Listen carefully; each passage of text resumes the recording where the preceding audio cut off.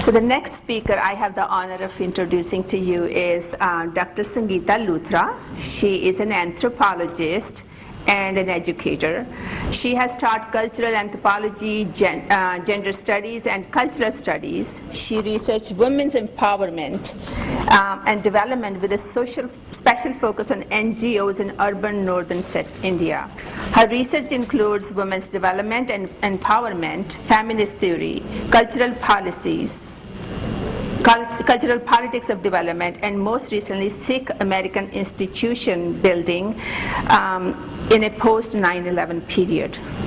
Her writings are featured in SikhChick.com, Punjabi Beat magazine, and SikhPoint.com. She's a contributing writer and member of the editorial board of the Sikh Love Stories Project. A beautiful book was created by them. Sangeeta is active locally and in South Asian cultural associations. Currently, she is adjunct faculty in anthropology at Santa Clara University. She lives in Los Altos, California with her husband and 2 daughters. And I personally know her as a mother, a friend, and a fellow Sikh woman. She was born on the East Coast and calls herself as ABCD. Do you know what ABCD is, right? But I call her awesome, beautiful, charming, and delightful Sikh woman. Very nice. Sangeeta ji.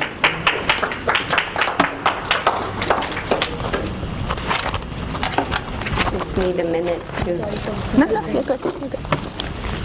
I'm going to use a PowerPoint presentation.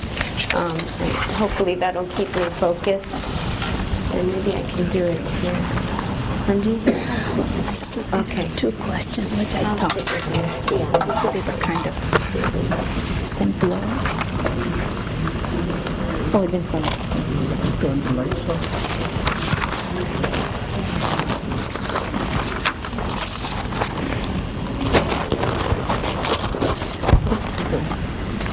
Vaheguru Ji Ka Khalsa, Vaheguru Ji Ki Fateh.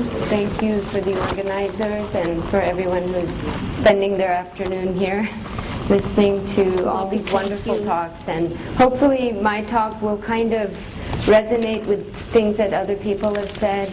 Nikki Ji is a hard act to follow, but I think it's interesting because she's done a lot of work for me, especially because I'm not a Guru Granth Sahib scholar. I'm really more of an anthropologist, and I'm interested in society and history. The title of my talk is Of Revelation, which we've heard a lot about, and Revolution, thinking about Sri Guru Granth Sahib as an early modern scripture. And I actually, I grew up in the United States. My exposure to Sikhi was in a very small Gurdwara on the East Coast, and also a lot of whatever I learned at home from family, parents and family. And one of the things that I was often taught was, by my family anyway, was that, Sikhi is a very modern tradition. And that was something that, being an ABCD, American-born, confused, Desi, as we used to call them, was something that kept me linked to Sikhi, even though I grew up in a very American community. So I've always had that belief that it is modern, but I really wanted to explore that today in a more kind of academic way. And I do want to say that this talk is very much influenced by a wonderful essay I read by a local scholar named Gur Iqbal Singh Sahota, who wrote an essay called Guru Nanak and Rational Civil Theology. And so what I'm going to do is talk about what does that mean, what does rational civil theology mean exactly. So I already mentioned as an autobiographical moment, as I grew up and would listen to, as we did part in our home, and I would listen to my elders talking about explaining the meaning of the Vak. One of the things that my Mami Ji, actually, who is not well, but I'm glad to be remembering her today, said to me was that, Sri Guru Granth Sahib provides a profound reflection and analysis of human psychology and the social and natural world. And I think Nikki Ji really did a good job of showing that within Japji Sahib in particular. So that was, again, something that really kind of I was able to relate to, because we are living in the Western world, which is so much defined by science and rationality and reason.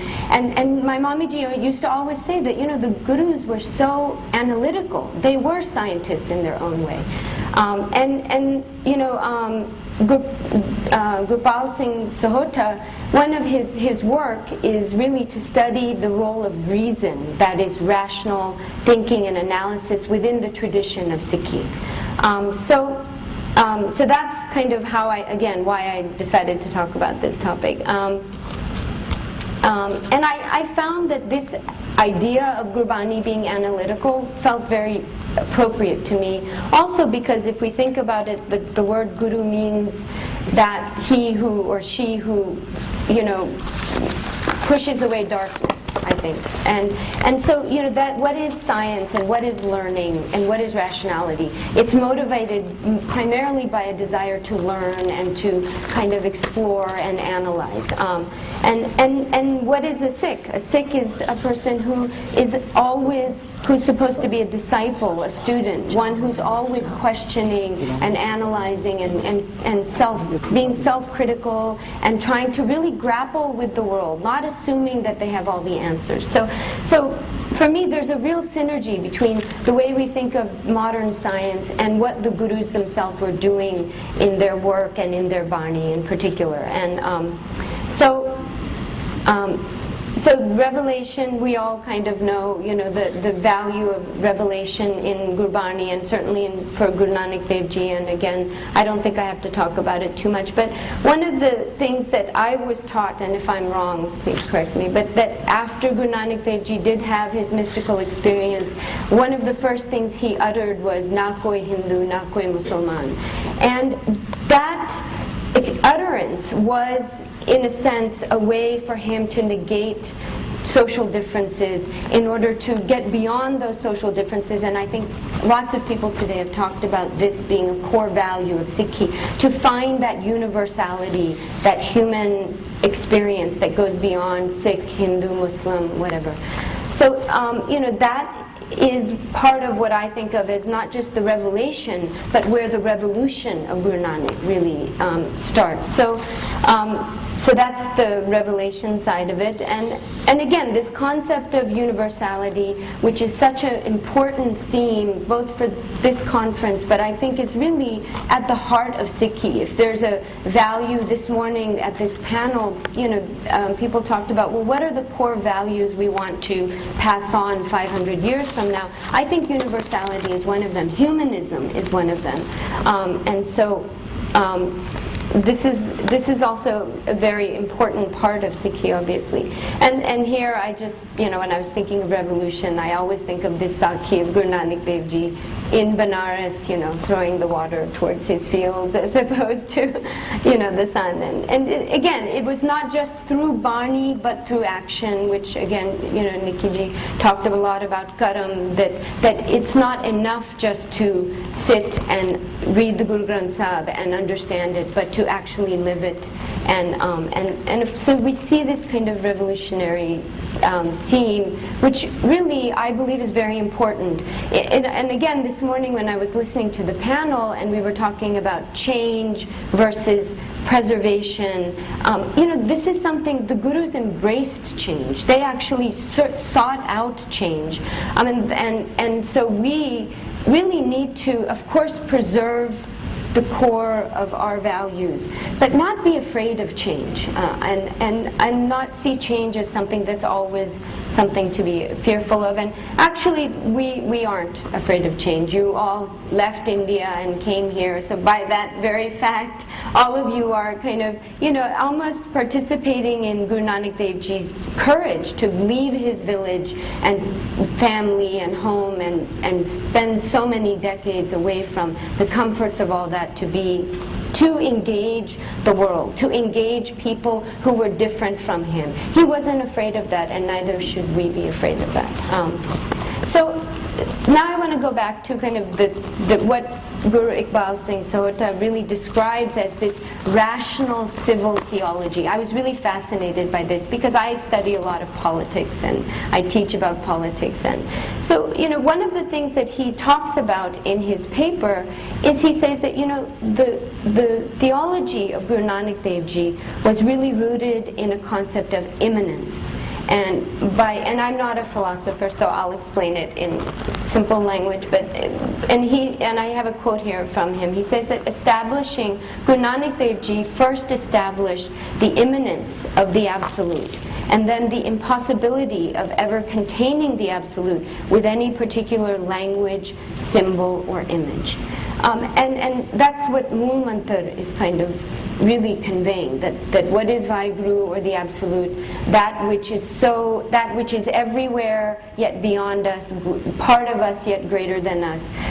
And so, and he talks about that, and that which we can use language to describe, but language isn't enough to describe what Vaheguru is, or to really explain what Vaheguru is. What I like about this particular statement is that there's an openness in the Mool Mantar, a willingness even by Guruji to say that maybe even I don't know, I can't explain everything about what Vaheguru is. That openness is also something that's very akin to science, right? I mean, scientists are always understanding that what they know now may be seen as not necessarily the whole truth 10 years or 20 years. So that openness is nirbhav in a way. That willingness to feel ignorant or to feel uncertain. And I think that's a gift that Sikhi and Gurbani gives us, is this ability to be adventurous enough to say that I may not know everything, and that's okay as long as I'm always on the path of knowing, of trying to know about the world. So this principle of immanence, the immanence of Vaheguru or the absolute, in his essay he includes this translation of a stanza from Sri Guru Granth Sahib, and I don't have the original in Gurbani, so I apologize. But the translation is, it is you who are the water and you are the fish. It is you who are also the net. It is you who's the one that is casting the net, and you are the slime that's within it.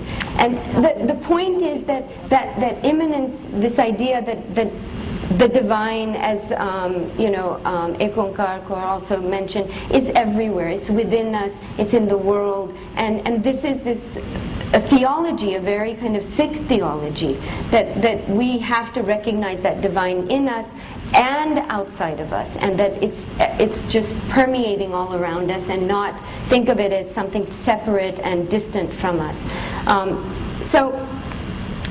This is like a core principle of the theology. Now, how does that relate to rational civil theology? And, what do we mean by rationality?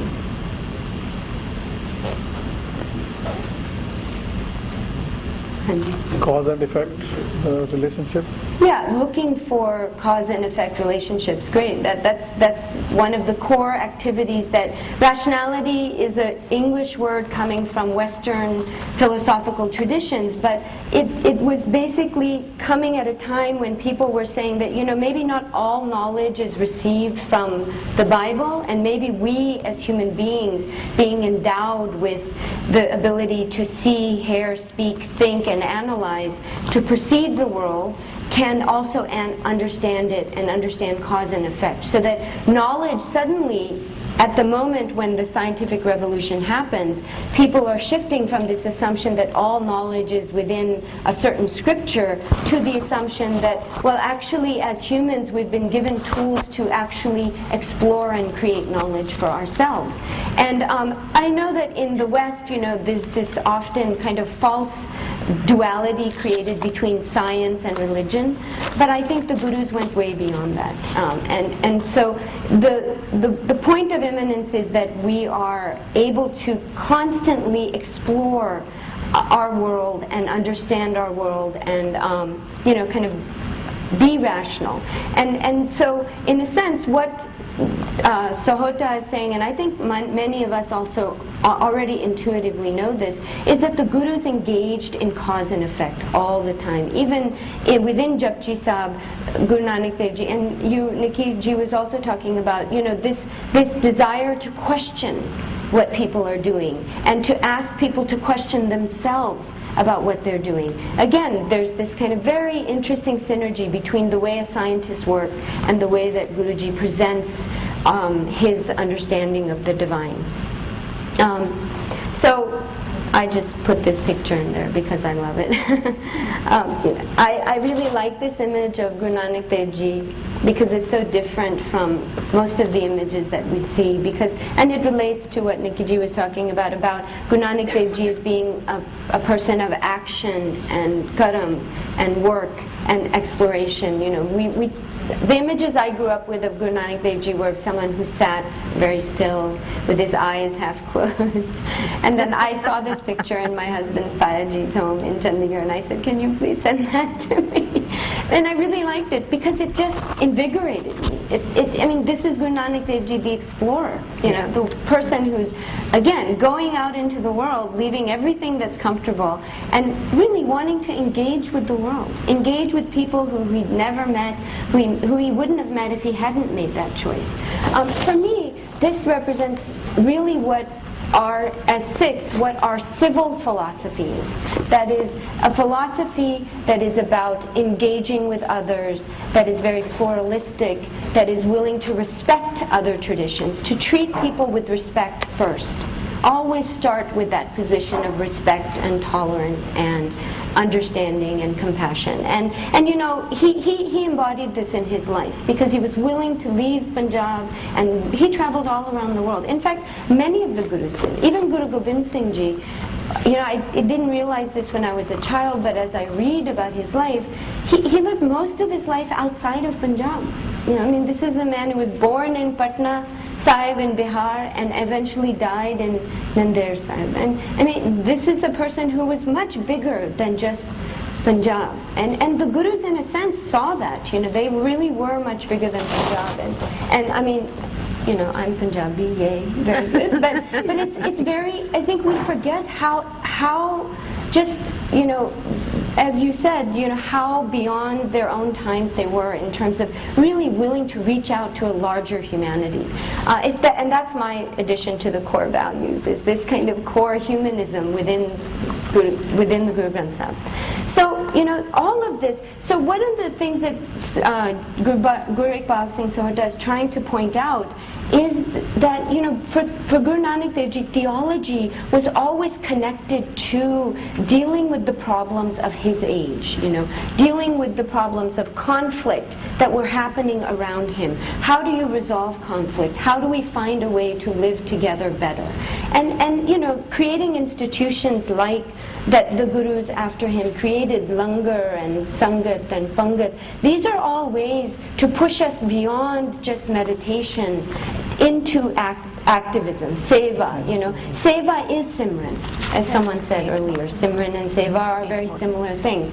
And so this is what Guru Iqbal Singh means by a rational civil theology. In other words, by rational he means a willingness to critique how people are living if it's wrong, if it's unjust, a willingness to critique ourselves if the way we're doing things is wrong and unjust. And in that sense, Guru Nanak Dev Ji was a very rational person. He was also a poet, but he also had this side of him that was driven by debate and questioning and asking, soche soch na hove je soche lag, by this constant kind of, this questioning that's so deeply imbued, at least in Japji Sahib, most certainly. 5 minutes. Okay, fine.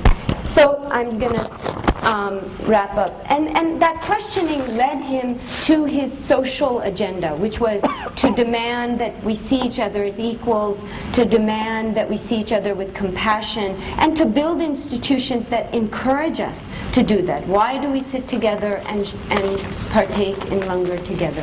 In order to see each other as equals, and in order to see ourselves as shared in our humanity.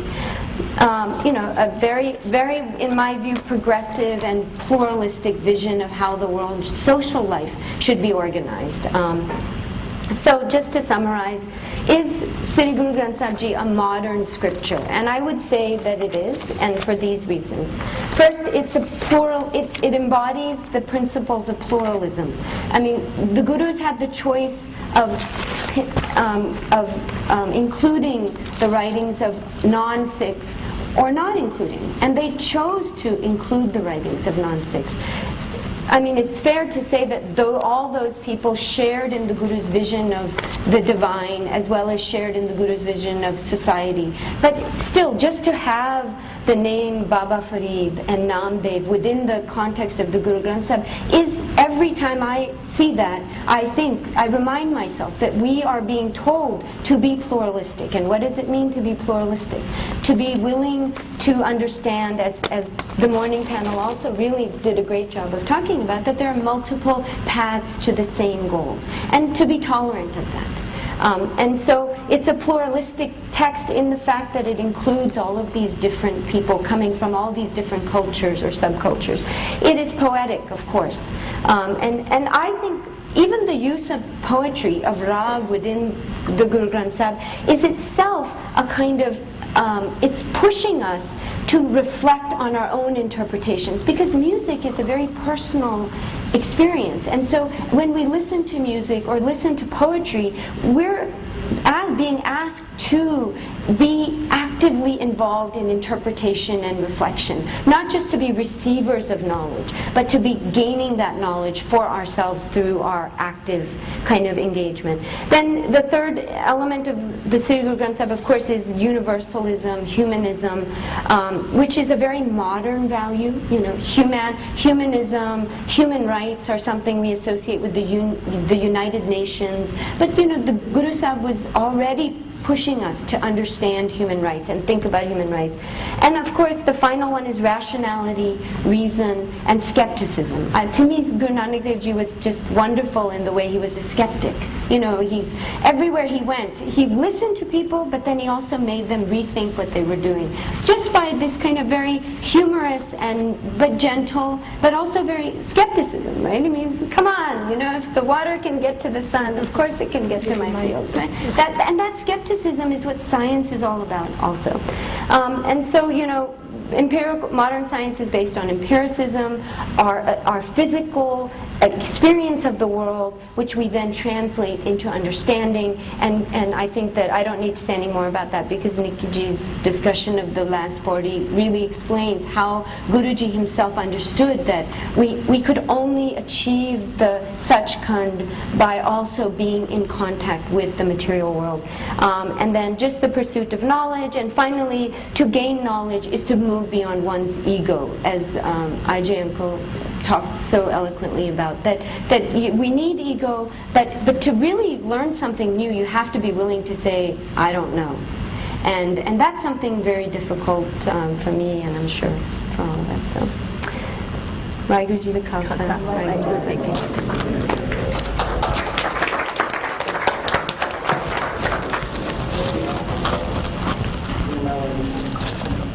Okay, sure. So someone asked, can I define modern? And the reason why I can define modern from a historical perspective, actually, Guru Nanak Dev Ji was really living in what we call the early modern period. And if you ever get to read the essay by G.S. Sahota, he talks about this. The reason why he basically says that when during Guru Nanak Dev Ji's lifetime, there was actually a transformation in the social and economic systems in Punjab. And he says that what was happening during this time was that all of India, especially North India, was transitioning from a medieval kind of exchange economy, barter economy, to a monetized economy. In other words, economy in which money became more and more prevalent and trade became more and more prevalent. And Guru Nanak Dev Ji saw this through his whole lifetime. And one of the things that Sahota says in his essay And so that is one marker of the modern era, if you look at it from a Western historical kind of set of